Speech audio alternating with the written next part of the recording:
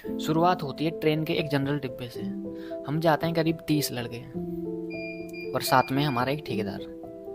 और ट्रेन के टिकट लिए हमने सिर्फ 5। तो वो एक को पकड़ता है और वो एक पूरे 30 का नाम बता देता है कि ये भी हमारे साथ है और ये भी हमारे साथ है। तो वहाँ का माहौल कुछ अलग था। तो वो ले गए हमें एक गाँव में। तो हमें लगा यार इससे अच्छी जगह में तो हम खुद रहते हैं। तो भाई साहब सब हो जाते हैं सावधान खड़े। जैसे कि अभी अभी आए हैं हम गाँव से। मैं कहा भाई ये तो भारत से अलग बाहर आ गए हम शायद। एक जगह देखे थे मैंने। तो 5वें दिन जब हम घूमने गए थे तो मैंने देखा वहाँ पे करीब 8-9 लड़के सिगरेट पी रहे थे। धुआं धुआं कर रखा था चारों तरफ।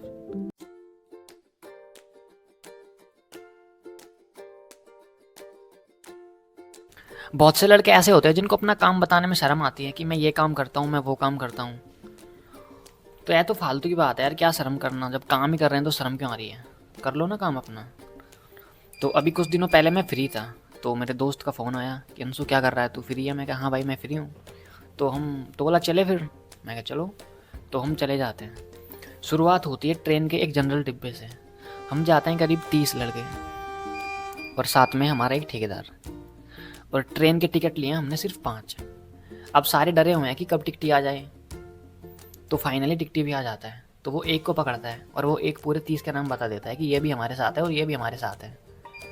और फिर 30 प्लानिंग करके एक ठेकेदार को पकड़वा देते हैं कि सर वो है हमारा मैन।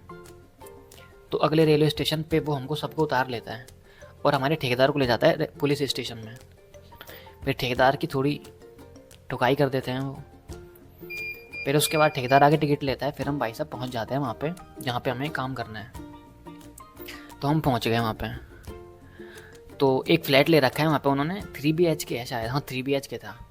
3 BHK था और उसके ऊपर जो छत थी वो पूरी खाली थी। तो हम छत का यूज़ कर सकते थे। तो इस हिसाब से हम शिफ्ट हो गए थे सारे। तो फिर अगले दिन हमको काम पे जाना है। तो फिर हम थे सारे वेटर, ठीक है। उसके बाद फिर हम अगले दिन चले गए काम पे सारे। सबकी ड्रेस थी बहुत ही शानदार। Black pant, black coat, black T shirt, black shoes. और वहाँ पे भी और पता नहीं उन्होंने क्या क्या पहना दिए थे। सबके मास्क लगा दिए थे, कोई पहचान ना पाए कि ये कौन है ये कौन है। तो सारे पहुँच गए हम वहाँ पे। तो वहाँ का माहौल कुछ अलग था। तो वो ले गए हमें एक गाँव में। तो हमें लगा यार इससे अच्छी जगह में तो हम खुद रहते हैं। तो फिर वहाँ पे सब VIP बन के खड़े हैं भाई साहब। तो शुरुआत में आया एक बहुत ही सीधा साधा आदमी। फिर उसके बाद में भी एक और आया सीधा साधा आदमी और 2-4 महिलाएं जो बिल्कुल गांव की वेशभूषा में थी। तो फिर उसके बाद हमें लगा कि ये तो अपने जैसे ही लोग हैं। फिर यहाँ पे तो फिर कोई किसी ने 2 बटन खोल लिए, कोई चश्मा लगा के खड़ा है, कोई एटीट्यूड में है, कोई लड़कियों को देख रहा है कि भाई वो देख वो बैठी है यार, वो देख वो बैठी है। तो माहौल पूरा चिल है भाई बिल्कुल। तो उसके बाद आता है एक अंकल अंदर से निकल के। उसने पूरे गले में करीब 3-4 तो सोने की माला पहन रखी हैं। हाथों में 2-2 कड़े, चारों पांचों अंगुलियों में अंगूठियां सोने की। और पैरों में भी सोना पहन रखा है। तो भाई साहब सब हो जाते हैं सावधान खड़े। जैसे कि अभी अभी आए हैं हम गाँव से। फिर उसके बाद ब्रेकफास्ट करवाते हैं हम उनका।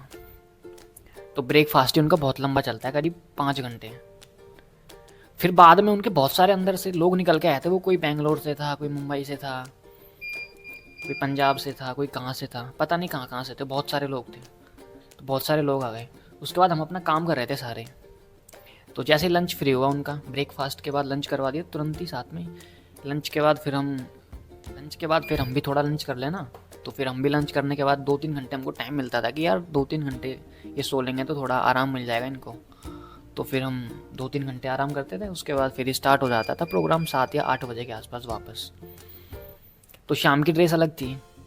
फिर शाम को सबको दूल्हा बना दिया हमको और हम फिर वापस पहुंच गए अपनी अपनी टेबलों पे। सबको खड़ा कर दिया अपनी अपनी टेबलों पे कि भाई तू इस पे खाना खिलाएगा, तू उस पे खाना लेके जाएगा।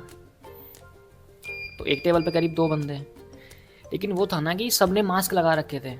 सबको वो टोपे भी पहना रखे थे सर पे, वो राजपूतों वाले, वो फेंटा बोलते हैं ना उसको, फेंटा, वो बांध रखा था सबके।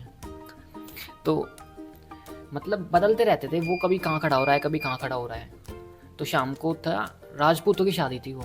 और राजपूतों के क्या है ना, जो ट्रेडिशन होते हैं उनको बहुत अच्छे तरीके से प्रिजर्व करते हैं वो। जैसे पहले राजा महाराजा करते थे, लाइक महाराणा प्रताप, पृथ्वीराज चौहान, महाराणा सांगा, वैसे बिल्कुल वैसे ही शादी करती है वैसे जैसे राजपूत किया करते थे पहले। तो वहाँ पे करीब मैंने 500 लेडीज़ देखी थी, सारी घूंघट में थी। मैं कहा भाई ये तो भारत से अलग बाहर आ गए हम शायद। पहली बार मैंने इतनी सारी औरतें देखी थी एक साथ घूंघट में, किसी का भी घूंघट उठा नहीं था, सब ढका हुआ था, सबका चेहरा ढका हुआ था। और एक तरफ पुरुष लोगों की दारू पार्टी चल रही थी। तो स्टेज पे क्या होता है, स्टेज पे हो रहा था कि मतलब एक 2-3 लड़कियां थी, उनको बिल्कुल राजस्थानी बना रखा था, मतलब आभूषण पहना के और थोड़ी वहाँ की जो अलग ड्रेस होती है वो पहना के उनको वो डांस कर रही थी। और साथ में जो संगीत होता है ना, संगीत सांस्कृतिक संगीत होते हैं हमारे, वो हारमोनियम वगैरह से बना रहे थे, तो वो उन पर डांस कर रही थी। और नीचे जो लोग शराब पी रहे थे, वो कोई सर पे शराब का गिलास रख के नाच रहा है, कोई क्या कर रहा है, कोई क्या कर रहा है। तो ऐसे माहौल था, बिल्कुल चिल माहौल था। तो शाम को नॉनवेज था खाने में। तो जैसे उन्होंने मुझसे कहा कि अंशु तो खैर उनको क्या पता मेरा नाम अंशु है, तो मुझसे कहा कि ओए वेटर जा एक प्लेट मच्छी के पकोड़े लगा के ला।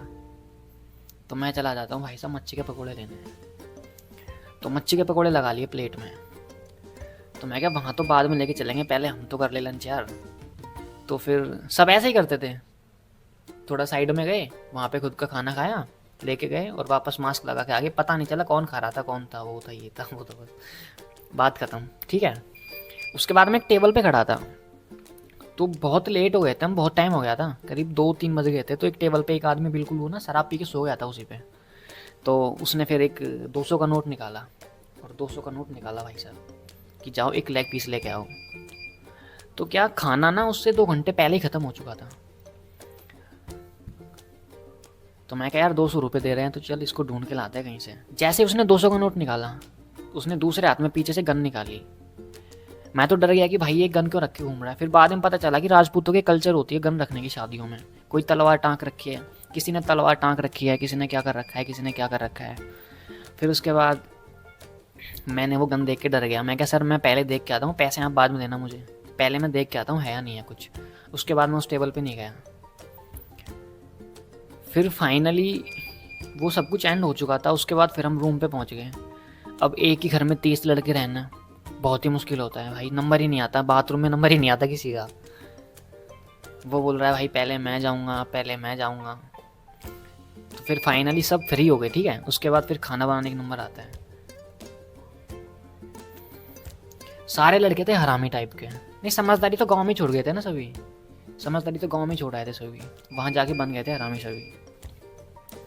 तो मैं करीब 3 दिन रहा था वहाँ पे शायद। तो 3 दिन में हमने क्या किया, 3 दिन नहीं करीब 5 दिन रहा था मैं वहाँ पे। तो फिर तो हम उस शहर में घूमे थे, करीब 5 दिन रोज़ घूमते थे हम वहाँ पे। मतलब जिस दिन काम पे चले गए उस दिन नहीं घूमे, और फ्री टाइम में वहाँ पे घूमते थे। तो मैंने देखा वहाँ पे कि वो बहुत ही ना शरीफों का मोहल्ला था, बिल्कुल कुछ अलग ही लेवल का माहौल था वहाँ का।